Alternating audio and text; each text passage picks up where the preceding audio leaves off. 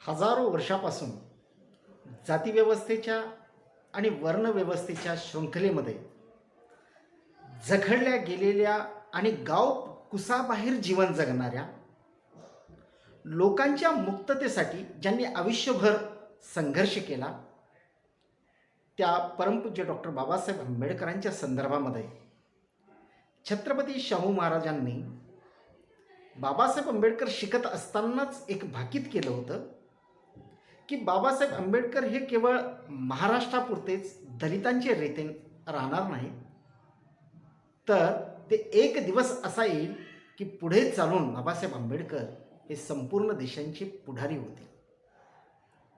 या संदर्भातलं विवेचन छत्रपती शाहू महाराजांनी बाबासाहेबांच्या संदर्भामध्ये शिकत असताना केलेलं आहे. यावरची माहिती पाहण्याच्या पूर्वी व्हिडिओ संपूर्ण बघा. व्हिडिओ आवडल्यास नक्की लाईक, शेअर आणि सबस्क्राईब करायला विसरू नका.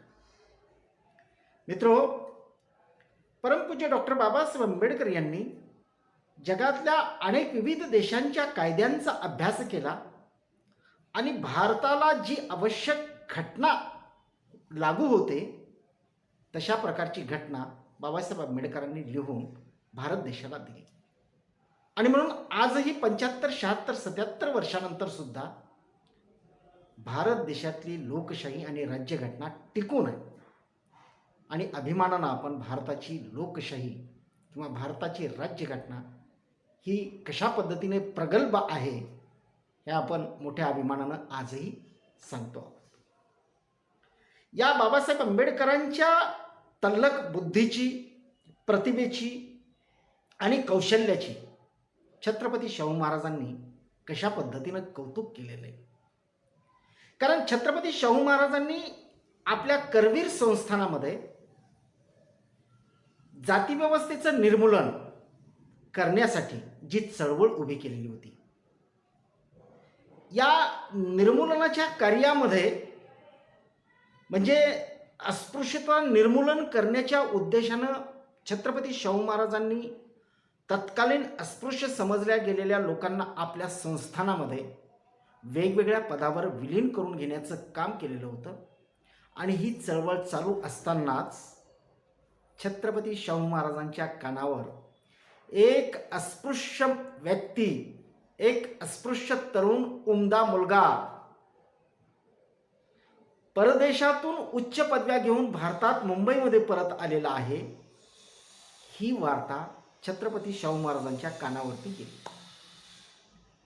आणि छत्रपती शाहू महाराजांच्या कानावरती गेल्यानंतर छत्रपती शाहू महाराजांना असं वाटलं की अस्पृश्य समजल्या जाणाऱ्या जातीतील एक युवक परदेशामध्ये जाऊन परदेशातनं उच्च पदव्या प्राप्त करून आलेला आहे आणि हा अस्पृश्य तत्कालीन समजल्या गेलेल्या अस्पृश्य समाजासाठी एक आदर्श आहे आणि आपण तर अस्पृश्य निर्मूलनाचं काम हाती घेतलेलं आहे. आणि म्हणून छत्रपती शाहू महाराजांनी बाबासाहेब आंबेडकरांना भेटण्याचं ठरवलं.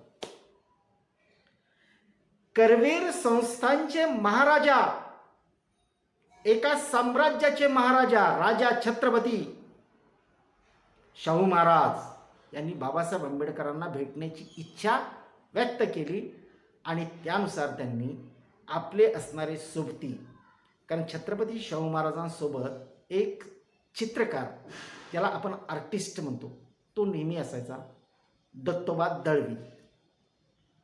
या दत्तोबा दळवींना असं सांगितलं की मला या बाबासाहेबांना, भीमराव रामजी आंबेडकर यांना भेटायचं. आणि मग दत्तोबा दळवी यांनी मुंबई येथील बाबासाहेबांचा पत्ता शोधून काढला. मुंबईच्या परळ भागामध्ये वास्तव्य करणारे, एका चाळीमध्ये वास्तव्य करणारे बाबासाहेब आंबेडकर यांच्या भेटीसाठी खुद्द छत्रपती शाहू महाराज त्या चाळीमध्ये गेले. म्हणजे एका संस्थानचे राजे असणारे छत्रपती शाहू महाराज या तत्कालीन समजल्या गेलेल्या अस्पृश्य समाजातील मुलाने केलेल्या प्रगतीचं कौतुक करण्यासाठी आपलं राजेपद असताना सुद्धा खुद्द त्यांच्या परळ येथील चाळीमध्ये बाबासाहेब आंबेडकरांना भेटायला गेले. किती मोठी नवलाईची गोष्ट आहे आपल्यासाठी. एक राजा तत्कालीन समजल्या गेलेल्या अस्पृश्य माणसाच्या घरी जातो आणि तोही स्वतः भेटायला जातो. मोठी नवलाची आणि अभिमानाची गोष्ट आहे आपल्यासाठी. दत्तोबा दळवी गेले, बाबासाहेबांना भेटले आणि बाबासाहेबांना निरोप दिला की करवीर संस्थानचे राजे आपल्याला भेटू इच्छित आहेत आणि ते भेटण्यासाठी आलेले आहेत. असं बोलतात न बोलतात तोच छत्रपती शाहू महाराज त्यांच्या पाठीमागनं डायरेक्ट घरामध्ये प्रवेश केला बाबासाहेब आंबेडकरांचे. आणि खुद्द शाहू महाराजांना आपल्या घरात बघून बाबासाहेबांना अत्यानंद झाला. बाबासाहेब गहिवरून गेलेत की माझ्याकडे एका संस्थानचा राजा येतोय, मला भेटतोय. आणि मग चहा पाणी झाल्यानंतर त्यांच्यामध्ये अस्पृश्य निर्मूलनासाठी कशा पद्धतीनं कामं करता येतील, काय केलं पाहिजे यावरती चर्चा झाल्यानंतर बाबासाहेबांच्या बुद्धिमत्ता जी होती त्या बुद्धिमत्तेचं कौतुक छत्रपती शाहू महाराजांनी केले. आणि या बुद्धिमत्तेचं कौतुक करत असताना छत्रपती शाहू महाराजांनी बाबासाहेबांना कोल्हापूरला येण्याचं निमंत्रण दिलं. तुम्ही वेळ काढा, अस्पृश्य जातीसाठी, अस्पृश्य समजल्या झालेल्या जातीसाठी, अस्पृश्य लोकांसाठी, बहिष्कृत असणाऱ्या बाहेर असणाऱ्या लोकांसाठी आपल्याला काम केलं पाहिजे. आणि म्हणून छत्रपती शाहू महाराजांनी त्या ठिकाणी बाबासाहेब आंबेडकरांना निमंत्रण दिले की तुम्ही कोल्हापूरला या. आणि मग त्याप्रमाणे ठरल्याप्रमाणे 1920 साली बाबासाहेब आंबेडकर कोल्हापूरला आले. आता कोल्हापूरला येण्याचं निमित्त केवळ भेट नव्हती, तर काहीतरी सामाजिक सुधारणा घडून येण्यासाठी, काहीतरी चळवळ करण्यासाठी निमित्त मात्र पाहिजे होतं. आणि म्हणून 20 आणि 21 मार्च 1920 रोजी कोल्हापूर संस्थानातील माणगाव या ठिकाणी, माणगाव नावाचं एक गाव आहे कोल्हापूर जिल्ह्यामध्ये, कोल्हापूरपासून अगदी जवळ आहे. या कोल्हापूरमधील माणगाव या ठिकाणी अस्पृश्य लोकांची एक परिषद भरवली. आणि अस्पृश्य लोकांची परिषद भरून त्याचा अध्यक्ष बाबासाहेबांना केलं. आणि खुद्द छत्रपती शाहू महाराज सुद्धा या परिषदेला उपस्थित राहिले. अस्पृश्यांची परिषद अस्पृश्य लोकांसाठी कामं करायची, अस्पृश्यांचं निर्मूलन करायचं, त्यांच्यामध्ये चेतना जागृत करायची, त्यांच्यामध्ये स्वाभिमान जागृत करायचा, त्यांच्या प्रगतीपथावर सामाजिक या समतेच्या प्रवाहामध्ये त्यांना आणायचं, यासाठी भरलेली ही परिषद खुद्द छत्रपती शाहू महाराज सुद्धा या परिषदेला उपस्थित. बाबासाहेब आंबेडकरांच्या अध्यक्षतेखाली सुरू झाली. आणि मग बोलत असताना छत्रपती शाहू महाराजांनी बाबासाहेब आंबेडकरांचं कौतुक तर केलंच, पण दलित असणाऱ्या तत्कालीन अस्पृश्य समजल्या गेलेल्या लोकांना ठणकावून सांगितलं की बाबांनो, तुम्हाला तुमचा नेता आता मिळालेला आहे, त्याच्या मार्गदर्शनाखाली तुम्ही काम करा, प्रगती करा आणि मुख्य प्रवाहात या. छत्रपती शाहू महाराज बाबासाहेबांच्या संदर्भामध्येच बोलतात. आणि असं बोलत असतानाच ते असं पुढे म्हणतात की माझी मनोदेवता मला अशी सांगते की हे केवळ दलितांचेच पुढारी राहणार नाहीत, हे केवळ महाराष्ट्राचेच, कोल्हापूरचेच पुढारी राहणार नाहीत, तर पुढे चालून हे संपूर्ण देशाचे पुढारी होते. एका शिक्षित म्हणजे शिक्षण घेणाऱ्या विद्यार्थ्याच्या संदर्भामध्ये त्यांची बुद्धिमत्तेची प्रगल्भता बघून, त्यांच्या प्रतिभेकडे बघून छत्रपती शाहू महाराजांनी त्यावेळेला 1920ला केलेलं हे भाकीत, म्हणजे छत्रपती शाहू महाराज किती दूरदृष्टीचे होते हे आज आपल्याला लक्षात आहे. की त्यावेळेला त्यांनी भाकीत केलं की शिकायला असणाऱ्या एका मुलाचं भाकीत छत्रपती शाहू महाराजांनी एका सभेमध्ये केलं की हा पुढे चालून संपूर्ण देशाचा नेता होईल, पुढारी होईल. आणि आज आपल्याला त्याची प्रचिती येते. आणि मग छत्रपती शाहू महाराज हे किती दूरदृष्टीचे होते. त्यांनी बाबासाहेबांच्या मधील जी प्रगल्भता होती ती त्याच वेळेस ओळखली होती. आणि ते ओळखून त्यांनी असं म्हटलं होते की बाबासाहेब पुढे चालून संपूर्ण देशाचे पुढारी होते, शिक्षण चालू असताना. आणि मग 1920 नंतरचा कालखंड जर आपण बघितला, मग बाबासाहेब आंबेडकरांनी छत्रपती शाहू महाराजांच्या मदतीने अनेक प्रकारच्या चळवळी केल्या.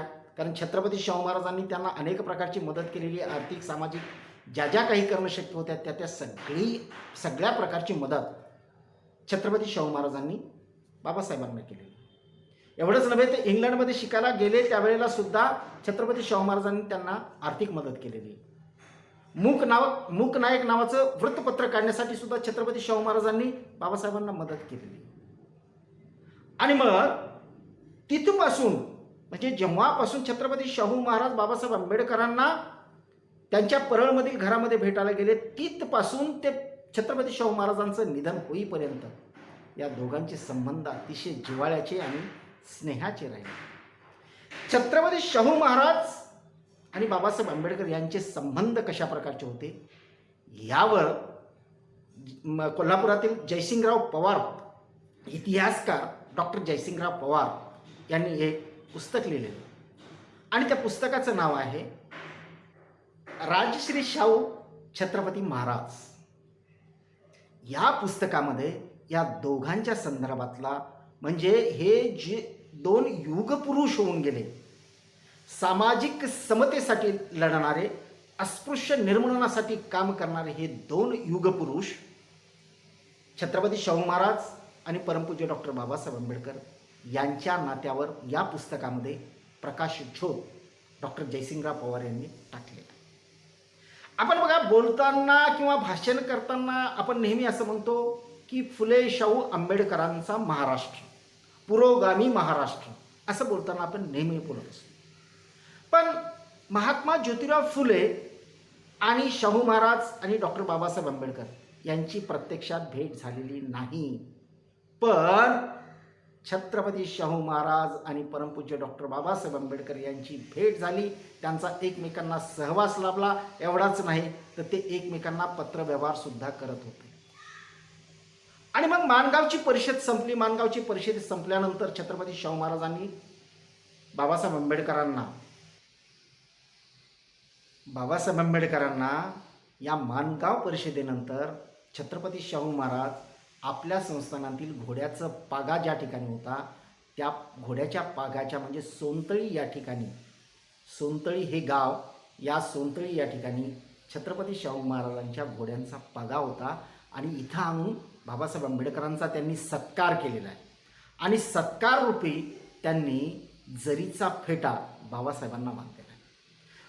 जरीचा फेटा स्वीकारल्यानंतर बाबासाहेब अक्षरशः या सत्कारानं, या गौरवानं गहिवरून गेलेले. आणि गहिवरून गेल्यानंतर त्यांनी असे उद्गार काढले की अस्पृश्य उद्धारासाठी खऱ्या अर्थानं काम करणारे महान नायक जर कोण असतील तर ते छत्रपती शाहू महाराज. आणि म्हणून बाबासाहेब आंबेडकरांनी आपल्या लोकांना त्या माणगाव परिषदेमध्ये सांगितलं होतं की आपल्यासाठी एवढ्या मोठ्या प्रमाणावर काम करणारे जर कोणी असतील तर ते छत्रपती शाहू महाराज आहेत. आणि म्हणून छत्रपती शाहू महाराजांचा जन्मदिवस हा आपण एक सण म्हणून जसे इतर सण साजरे करतो तसा छत्रपती शाहू महाराजांचा वाढदिवस हा सणासारखा साजरा करावा, अशा प्रकारचा ठराव त्यांनी माणगाव परिषदेमध्ये मांडला आणि तो मंजूर करून घेतला बाबासाहेब आंबेडकरांनी. कारण कार्यच तसं होतं. आणि मग पुढे जेव्हा 6 मे 1922 रोजी छत्रपती शाहू महाराजांचं निधन झालं त्यावेळेला बाबासाहेब आंबेडकर भारतात नव्हते, लंडनला शिकायला, इंग्लंडमध्ये शिकायला होते. आणि मग ही वार्ता बाबासाहेबांच्या कानावरती गेली. आणि मग बाबासाहेब आंबेडकरांनी राजश्री छत्रपती शाहू महाराज यांचे जे पुत्र होते राजाराम महाराज यांना एक पत्र लिहिलं आणि पत्रामध्ये आपल्या सहवेदना त्यांनी नमूद केलेल्या आहेत, सहवेदना व्यक्त केलेल्या आहेत. आणि बाबासाहेब आंबेडकर म्हणतात की छत्रपती शाहू महाराज जाण्यामुळं मला 2 घटनांमुळं अतिशय दुःख होतं. एक पहिली घटना की मी माझा वैयक्तिक मित्र गमावला आहे आणि दुसरी घटना की अस्पृश्य निर्मूलनासाठी खऱ्या अर्थानं खंबीर साथ जर कुणाची होती ती छत्रपती शाहू महाराजांची.